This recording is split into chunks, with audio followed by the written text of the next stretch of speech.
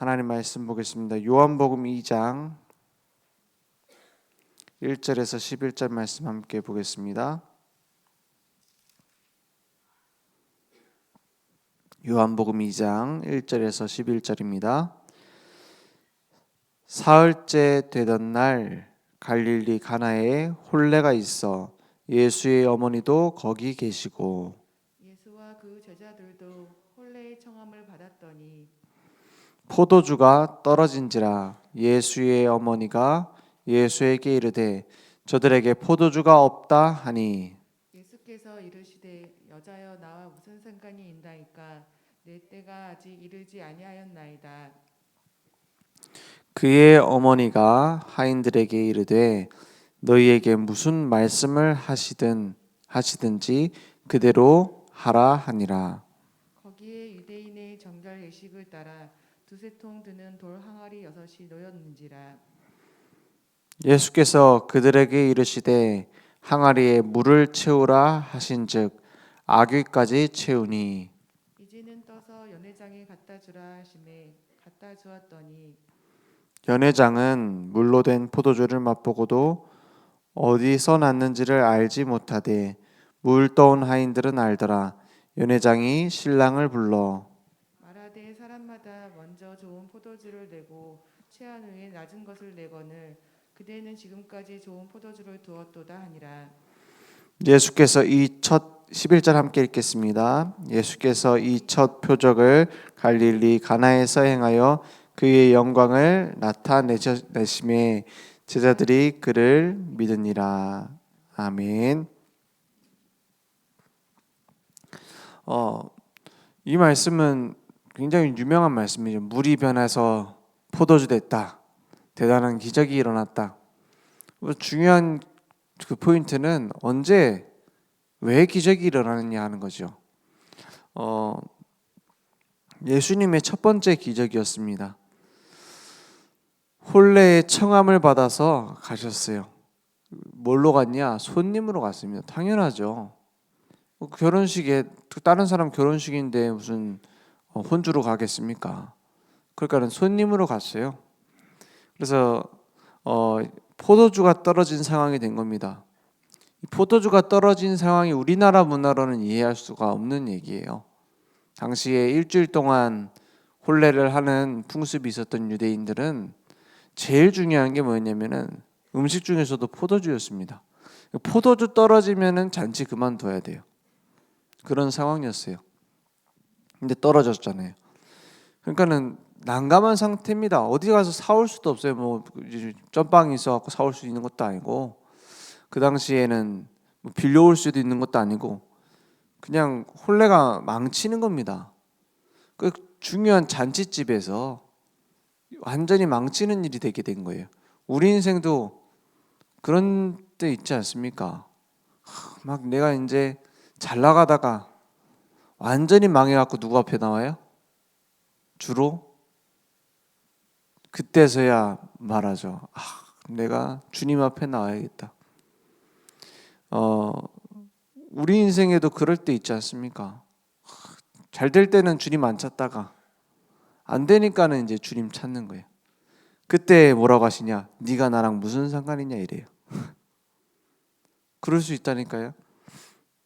예수님이 마리아가 저들에게 포도주가 없다 이렇게 얘기하는 거는 마리아는 알잖아요. 예수님이 누군지 지금 제대로 아는 사람 마리아밖에 없습니다. 왜냐? 자기가 나왔거든요. 그죠? 자기가 계시받고 자기가 이분이 누군지 알고 나왔단 말이에요.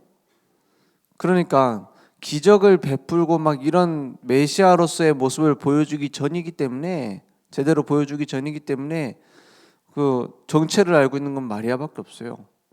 마리아가 얘기하잖아요. 저들에게 포도주가 없다. 3절에 4절에 뭐라 하십니까?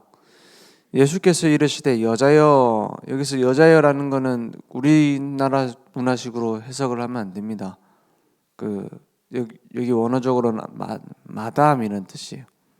부인이여 뭐 이런 뜻입니다. 존칭어죠.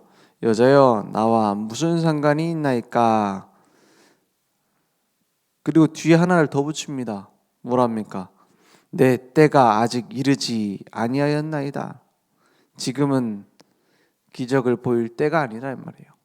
그럼 언제 그 때가 옵니까? 그걸 캐치했어요. 그의 어머니가 마리아가 하인들에게 이르되 5절에 너희에게 뭐라고요? 무슨 말씀을 하시든지 그대로 하라 하니라 했어요. 예수님이 굉장히 희한한 거 시킬 때가 많아요.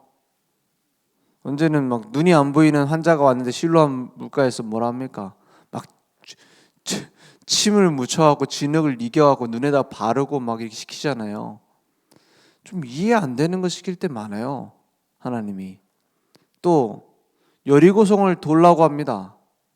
7일 동안 돌 때는 조용히 있고 마지막에 돌 때 소리치라고 합니다. 이해 안 되는 거 많이 시킨다니까요. 기드온은 용사라고 했는데 사실은 용감한 사람 다 쫓아내고 300명 그러니까 물을 마시는데 겁먹으면서 마시는 사람 300명 뽑아갖고 전쟁 나가라잖아요. 이해 안 될 때 많습니다. 가서 뭐 하랍니까? 막 항아리 깨트리고 막 소리를 치라고 하잖아요. 적군하고 싸우라고 해야 되는데. 근데 적군이 혼란에 빠져고 자기들끼리 싸워갖고 도망가잖아요. 말도 안 되는 걸 많이 시킵니다. 하나님이. 왜 그렇습니까? 말도 안 되는 거 골라서 시키는 것 같아. 그죠? 교회에서도 상황이 참 어려운 것처럼 보일 때 있어요. 그러니까 세계복음화 하래. 그런 거 많이 시킨다니까요. 왜요? 능력과 지략과 모든 것은 너에게서 나오는 것이 아니라 내게 있다는 거예요. 그죠? 해결은 내 손에 있다는 거예요. 그걸 깨닫게 하시려고 말도 안 되는 길로 막 가랍니다. 지금 당장에 출애굽해가지고 먹고 살 것도 걱정인데 뭘 준비하라고요? 성막 만들 준비해라. 근데 신기한 건 뭡니까? 거기에 필요한 모든 걸 다 준비해놨어요. 다 준비해놨어요. 애굽에서 나올 때 애따 이거 갖고 나가라 하면서 준 그 품목에 성막 만들 재료가 다 들어있어요. 바로 왕이 막 너무 시달리니까 나가면서 이거 먹고 나가라 하잖아요. 그 안에 다 있다니까요. 그러니까는 니네들이 잘 벌어가지고 교회 부흥시키고 니네들이 노력해가지고 후대를 잘 키운다? 그게 아니란 말이에요. 그죠? 뭘 깨달으라고 합니까? 지금 우리를 끌고 가시는 분이 누구신지 깨달아야 되는 거예요. 그러니까 그 말을 듣고 예수님이 어떻게 하세요? 그때서야 얘기하시잖아요. 돌 항아리 6이 놓여 있는데 거기에다가 물을 채우라. 이 한마디 했어요. 아니 그 돌에 무슨 뭐가 달렸습니까? 정수기가 달렸습니까? 뭐가 달렸습니까? 거기다 물을 채우니 아기까지 채우니 어떻게 됐습니까? 이제는 8절에 떠서 연회장에 갖다 주라 하십니다. 무슨 비법이 없어요. 바꿀 수 있는 비법 없습니다. 근데 뭐 했어요? 예수님이 그 연회장에 그 결혼식장의 주인이 됐어요. 그죠? 한 가지 달라진 거예요. 방법도 없습니다. 주인이 달라진 거예요. 그러니까 가져갔더니 어떻게 됩니까? 포도주가 됐는데 그냥 포도주도 아니에요. 최상품, 특급 포도주가 돼버렸어요. 그러니까 깜짝 놀라서 맛을 보니까는 맛있거든요. 하는 말이 뭡니까? 보통 취하면 맛을 잘 못 느끼지 않습니까? 취하기 전에 좋은 걸 주고 나중에 나쁜 걸 주는데 여기는 반대로 지금 게 더 좋구나 이렇게 반응이 온 거예요. 완전히 바뀌어졌습니다. 그러니까 이 첫 번째 표적을 통해서 그의 영광을 나타내셨다 했어요. 우리의 인생도 물이 바뀌어서 포도주 된 것처럼 바뀌어질 수 있습니다. 사실 쓸모없는 인생에서 하나님이 가장 필요한 일에 쓰실 때 필요한 사람이 될 수 있도록 바뀔 수 있어요. 언제요? 그분이 나의 주인 될 때. 우리 인생도 마찬가지입니다. 잔치 같이 보였지만 사실은 허망한 인생 아닙니까? 완전히 쓸모없는 인생 아닙니까? 그것을 바꿔서 가장 필요한 때에 가장 필요하게 쓰실 일에 증인의 인생으로 바꾸실 분은 한 분, 예수 그리스도. 그렇지 않습니까? 그래서 그리스도가 주인 될 때 우리의 모든 건 바뀝니다. 언제 치유됩니까? 언제 해결됩니까? 그리스도가 주인 되어질 때. 그리고 정확하게 말하면 원래 주인이 그리스도 아닙니까? 내 마음대로 되는 게 뭐가 있습니까? 내 마음대로 중요한 거는 내 마음대로 되는 거 하나도 없어요. 성공한 사람들이 얘기하잖아요. 내가 성공한 것은 운이 좋아서다. 그거 맞는 말인지도 모릅니다. 여러 번 시도하다가 나중에 성공하는 사람도 있거든요. 그게 왜 그러냐? 딱 하필이면 그때의 경제의 흐름, 모든 흐름들이 내가 준비하고 있던 이거랑 딱 맞아떨어진 거예요. 그런 경우가 대부분입니다. 그래서 그게 딱 바람 타고 올라가가지고 이제 성공하는 거거든요. 그래서 우리 인생 성공하고 안 하고가 중요한 게 아닙니다. 누가 그 인생을 끌고 가고 있는 주인이냐는 거예요. 그 주인 바꾸는 걸 보고 뭐랍니까? 영접한다잖아요. 내 인생의 주인을 바꿉니다. 그래서 저는 복음 전할 때도 특히 좀 지적으로 깨어 있는 사람 복음 전할 때는 지금 빨리 영접해야 됩니다. 이렇게 안 합니다. 지금 예수님 영접하셔야 된다. 안 해요. 왜냐? 당신 인생 주인 바꾸는 중요한 일인데 그래 하면 됩니까? 그죠? 진짜 지금 당장 영접할 필요 없다. 계속 다락방 하든지 말씀을 계속 듣든지 그렇게 하면서 진짜 내 인생 주인 바꿔야겠다 깨달아질 때라. 왜 그러냐? 사실은 예수님이 그리스도라는 사실이 들려서 믿어지면 그 믿어진 그 자체가 구원받는 영접입니다. 그죠? 영접하는 자, 곧 그 이름을 믿는 자들에게는 하나님의 자녀가 되는 권세를 주시니, 영접이라는 뭔가 기도하세요, 따라하세요 이걸 해야지 구원받는 게 아니에요. 예수 믿으면 구원받거든요. 근데 그분을 나의 주인으로 모신다 이런 고백을 왜 하게만 됩니까? 그래야 기적은 시작돼요. 그래야 응답과 역사는 시작된다니까요. 왜냐? 내 인생 내가 해결할 수 없습니다. 내 문제, 내가 해결할 수 있는 문제는 문제도 아닌 겁니다. 사실은 누가 해결하셔야 돼요? 하나님께서. 그래서 그분을 나의 인생의 주인으로 모시고, 그래서 그분을 나의 인생의 주인으로 모시는 고백을 하고, 그때부터는 바뀌는 겁니다.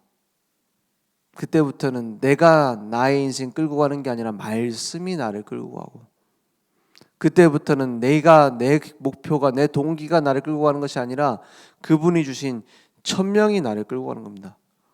천명이 뭡니까? 암행어사가 조사를 하러 가는데 누구 명령을 받느냐? 어명을 받고 가요. 그래서 암행어사 출두하면 다 벌벌 떱니다. 왜냐? 그 사람이 대단해서가 아니라 어명을 받아왔기 때문입니다. 그죠? 어명 하나만 가지고도 천지가 울리는데 하나님의 명령 천명이 내게 들리면 그걸로 끝 아닙니까? 그래서 천명으로 내게 주신 언약으로 편집되는 거예요. 그때부터 진짜 문제 없는 인생 원하신다면 문제 해결하려고 하지 마세요. 문제 없는 인생은 진짜로 문제가 하나도 없다. 그거는 하나밖에 없어요. 천국 가면 됩니다. 문제 없는 인생을 원한다면 문제를 주님께 맡겨버리면 됩니다. 그죠? 문제가 없어서 될 게 아니에요. 그 문제라고 생각하고 있는 그게 기적의 시작입니다. 누가 주인 되면요? 그리스도가 주인 되면. 그게 내게 편집되는 거예요. 언약으로 편집. 그래서 기도에 집중하는 겁니다. 막 문제에 집중하는 게 아니라 그럼 누려지기 시작합니다. 그래서 기도도 편안하게 하나님과 소통하는 거예요. 편안하게 내려놓는 겁니다. 그래서 현장 살리 작품으로 하나님이 준비하셨어요. 디자인 되는 거예요. 결국에는 모든 문제의 종착점은 그리스도의 증인이 되어지는 과정입니다. 하나님은 지금도 만들어가고 계세요. 그래서 그 문제에 사로잡혀 버리면 안 돼요. 계속 그 문제 때문에 그것 때문에 계속 신경 쓰고 이거 언제 되나, 언제 해결되나 그것만 지켜보고 있으면 뭐가 안 보이냐? 전체가 안 보여요.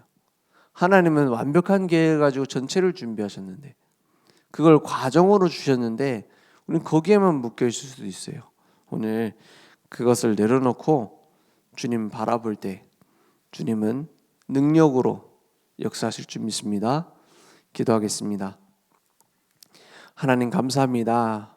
오늘 우리의 모든 생각과 동기가 계획이 하나님이 주신 것으로 하나님이 주신 언약의 여정으로 바뀌어질 수 있도록 우리의 눈을 바꿔 주시옵소서.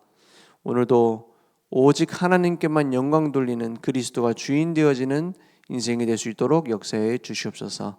지금은 우리 주 예수 그리스도의 은혜와 하나님의 무한하신 사랑하심과 성령님의 내주인도 역사 충만하신 은혜가 오늘 하나님의 언약을 붙잡고 평생 그리스도가 주인 되어진 증인의 인생 살아갈 우리 모든 전도자들 머리 위에 온라인으로 모바일로 함께 예배드리며 오직 복음의 증인으로 쓰임받을 늘 좋은 교회와 현장 후대 위에 지금부터 영원토록 항상 함께 있을지어다. 아멘.